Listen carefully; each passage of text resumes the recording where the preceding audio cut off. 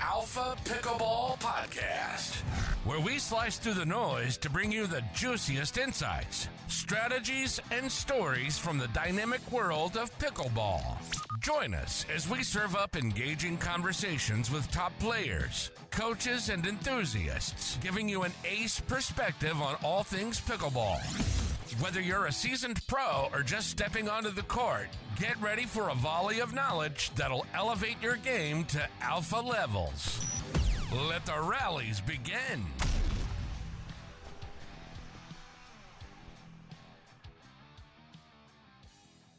All right. Welcome again to the show. I'm your host, Tats. Really excited to have Mike Hoxie here. So thank you for coming on the show.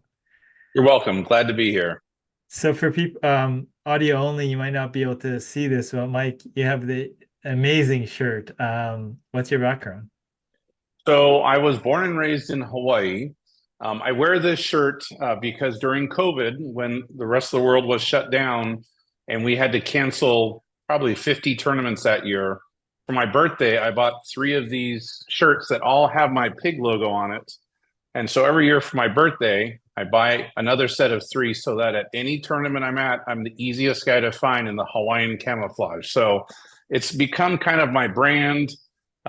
It's because I grew up in Hawaii, so I have a lot of those roots. I did live in California for 10 years and went to Cal Poly in San Luis Obispo. Spent 25 years in the Northwest, but I have now escaped to the desert. I'm in the sun in Phoenix and going to basically develop this whole market just like we did the Northwest. Wow. So you started this roughly around 2016?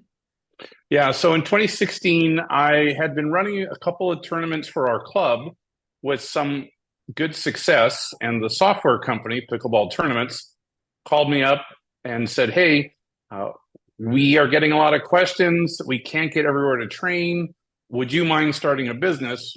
We can't pay you, but if you start a business, we'll refer people to you. So the strategy was I was going to do the Northwest, someone else was going to do the Southeast, and then we'd grow into the middle.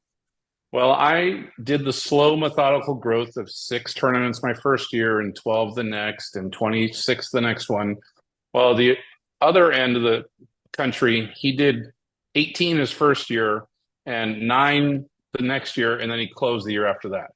So I did the slow, steady growth, and it's actually worked out great because I've been able to build. I was doing it as a side hustle while I worked for Kroger, and I could adjust my hours. But by the 3rd year, it was pretty clear I had to either leave my job and jump in 100% or pull back and just do it part-time. So I decided to jump in, became a corporation, hired a couple of key people to get started with, and the journey began. Wow. Used to do events for work-related stuff, but I mean, I think the level that you scaled to is quite big now. It is. So we did 90 tournaments last year and 80 tournaments the year before. Ever since COVID, it's all been, a big explosion. Everyone that learned during COVID is now inviting their friends to play, and that group is now inviting the next level. So we're seeing significant growth everywhere. The nice thing is that I continue to try to hire pickleball tournament players to be tournament directors because we can learn what went really well somewhere else or what did not, and basically work that way. So I have 4 other tournament directors right now, and the goal is to work one weekend a month at home and 1 weekend a month on the road. That way you can kind of have a work-life balance. Some months we're doing 3 tournaments each because it's the summer and that's the peak time. But realistically, it's cycled into a year-round job. We try not to work Super Bowl weekend. We try not to work Mother's Day weekend. We know those are 2 competing events that are hard to beat. So the rest of the year is a lot of fun, ongoing work. Yeah. I mean, what were the early learnings as you were getting up and running? Well, a lot of the early learnings was just trying to set the same expectation. It's really simple. If we start early and we end early, then we can all go to happy hour together. It was pretty simple, just trying to work with that. So the consistency piece of whether you came to a tournament on Maui or to Portland or to Seattle, it was the same experience. You knew that you would be able to start on time and be done on time so that you could go and do the rest of your vacation or see family. And it's really continued to grow from that basic expectation. If we say we're going to use a certain ball, we actually use that ball. Believe it or not, some other tournaments, they'll talk about one ball and you'll show up and it's a different one. Those are the kind of details that really matter to players. When I was a player, I practice with this ball. I want to play with this ball. Don't pull a quick one on me the week before or the day before. Sure. What were some of the things you'd have to do to make sure that things started or at least ended on time? It's when we set the schedule, a lot of the work we do is all before we arrive on site. So when we set the schedule, is it overbooked or underbooked? Do we leave a little bit of a buffer so that the overlap isn't as crazy? And that's part of the art/science of running a pickleball tournament, is that pre-work, making sure everyone's paid, making sure everyone's partner's registered. Are they in the right division? So we do communicate quite a bit with players, hoping that they'll read the emails and at least notify us if something isn't right. And that way it sets the schedule correctly so that you know what to expect and we don't have any last minute changes, except for our friend, the weather. The weather can be a whole nother obstacle. Yeah. And how did you set like the early locations and stuff? Was you just demand based or just sort of related to where you can get to? Well, a lot of the early locations were, back then, you have to remember, pickleball wasn't well known. So I'd have to go and explain what pickleball was.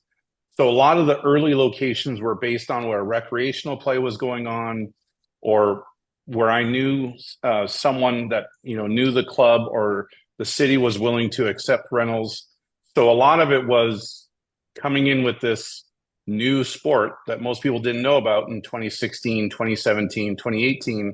It wasn't until about 2020, during COVID, that pickleball popularity really exploded. So I could shift from now the education of what pickleball is. Now I can shift to you've built these facilities. Would you like to recover any of your investment? And that business side of things isn't very common in pickleball. It's always been run by a club or an organization or a group. So now if you go and look, you will see a lot more Rotaries involved. A lot more of the businesses are realizing that this pickleball thing can really help draw people together. It's a fun event for everyone, all ages, all sizes, all skills, all genders. Anyone can play pickleball. Yeah, for sure. And just focusing on the player side, I mean, obviously, running events, you get to see all sorts of different people coming in, their preparation, maybe their mindset. I mean, who are the people that come prepared? Like, what sort of things you see, like, that set them up to be successful at a tournament? Well, so what's fun is that we've seen people grow and develop over the years. A lot of the more successful people early on socialize with their regular group that they play recreational. So they'll know these little tips about bringing trail mix with you so that you can kind of snack along the way. As you're playing a round robin, you don't have time to stop and eat a burger and then carry that big lump in your stomach. So those are the kind of fun things where we saw players talking with each other. With the early days, it was a lot more, teach me how to do this or tell me where it is. And you would see I don't want to say the tenured players teaching the new players. These are the kind of things. Make sure you pack bananas because it'll help if you start to get cramps. Those kind of basic things. Now we have a lot more social media. It's all over Facebook, YouTube, Instagram. You can find anything on tournaments. So it's the prepared that always, you can tell they've done their research so that they can have a fun time. And whether it's watching some of the funny YouTube clips or the reels, more people are more prepared, except there is still one group of players that always shock me are not prepared. It's almost always the bachelors, the guys that are not attached. They don't bring any food. they might bring a water bottle, and they tend to have the most amount of injuries. So I'm trying to figure out the strategy of how to communicate better with the male players right now, because that seems to be the last group that hasn't quite figured out how to come prepared for pickleball for 4 hours. Got it. And then I guess you said consistent experience. Now, when was it? I guess is it COVID the big inflection point, or did you notice momentum earlier on? Because I'm just wondering, you staring at this as an opportunity to see if it's growth. Where was it at when you made that leap? So back in 2018 is when I had to leave Kroger and go full time. And it was clearly because I was receiving more requests than I had days off. And we always were trying to build out 6 months to a year in advance. And it was pretty clear that in early 2018 that I wasn't going to have enough to get through the end of the year. I like to say yes. I have a hard time saying no when someone says, I want your business. So I always try to find a way. And that's where, when I left, it gave us the flexibility to really focus on beefing up that 2019 schedule. So we went from 23 to 49 tournaments that next year, because I would partner with both Kathy and Gigi, where maybe one tournament all three of us would go to, and then another tournament just two of us would go to. We were basically working out our own standard operating procedures. When do we send out emails? When do you follow up on payments? So a lot of the when to do steps, the timeline we developed in that 2019. Now the market continues to shift. That software we started with, Pickleball Tournaments, is no longer in use. We switched over to Pickleball Brackets starting in 2021. So some of the processes we started, we now don't have to do because of the way the different software works. They're owned by the same company. So it's just that the evolution is continuing to change. And that's where it's nice now with 4 other tournament directors. We can really collaborate on, this is what I've seen work. This is one of the problem areas we have. But overall, the game continues, the experience gets better and better, because we continue to get the feedback from players. We're very open with people about if they've had a great time, if they didn't have a great time, what was it, something in our control or something outside of our control? So a lot of it is, like they talk about, with customer service, are you listening to your customer? Are you listening to the players? So I feel like because of my shirt, people are pretty quick to find me and say, I really like this, or I really dislike this. This past year on Maui was a great example of all the players from around the country who played in the tournament we ran in Texas or Colorado or from Canada would come to Maui. So it was like a giant family reunion. And I could kind of, ask those questions. What did you like most? And what do you enjoy? And it's kind of that whole fun for everybody approach. We don't specialize in the pro or open money divisions. We focus on the other everyday player side. So I really feel it's that everyone's treated equally. Doesn't matter what your skill is or what your gender is, that we all have the same management style, I guess. Yeah. I mean, you talk about skill and well, for open for everyone, but has there been any challenges trying to get people into the right categories or anything like that? So we all know ratings is broken. In any way you look at it, there's 5 or 6 rating systems. Nothing is consistent. It is not the same in every state. So we have had to resort to basically pool play with playoffs, and we have people self-rate. And we're using self-rating because when someone says, I was put in the wrong category, I can pull out a mirror and go, well, let's talk to the person that put you there because you chose to be in that category. And most people have a hard time accepting that it was their decision. So we try to get ahead of the curve to make sure that people understand where they're playing or why.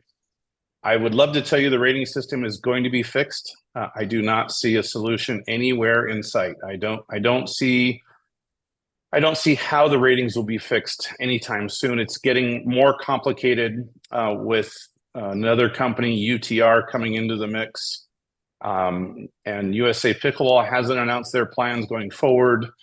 and it's difficult. We use pickleball brackets most of the time, which has an agreement that no data can go over to Duper. So now it's really stuck because all of the data is here. Everyone wants it over here, but no one can agree on how to make that happen. So it is very difficult trying to get everyone happy with where they play. Yeah, and I know nothing about this side, but I mean, will rankings do anything? Because I noticed there's no available rankings other than professionals.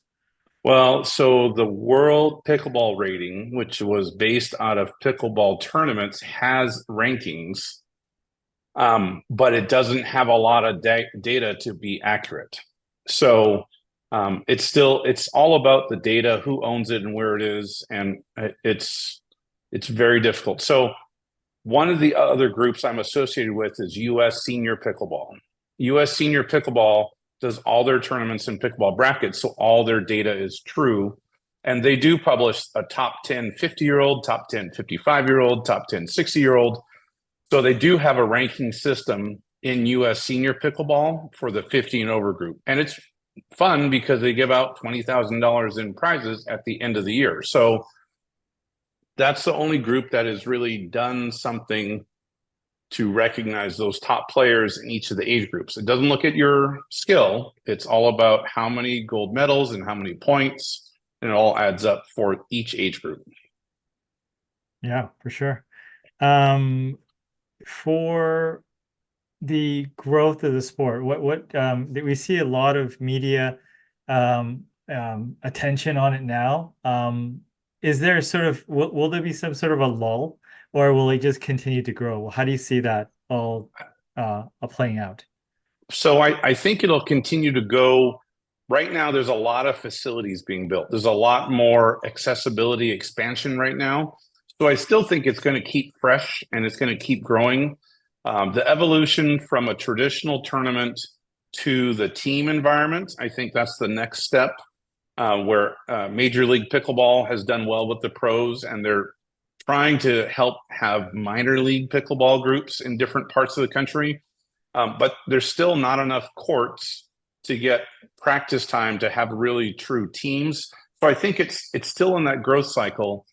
I think in 3 years from now, what are all these buildings going to be doing is the real question. How do they plan on filling it? So when I started Pickleball is Great, the goal was to manage events at those locations so that they can focus on the day-to-day, but they can at least put those 2, 3, 4 days on the books for us to manage, so that they could reload and get ready and, not have to worry about programming those courts. So I still think there's going to be a great need for Pickleball is Great.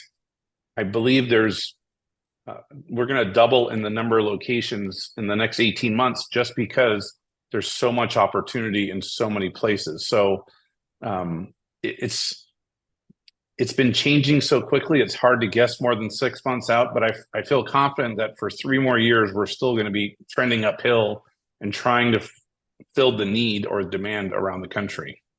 Got it. So you said teams are the futures, more of them, traditions around teams, and maybe that's the way that I guess the organization of it gets more streamlined.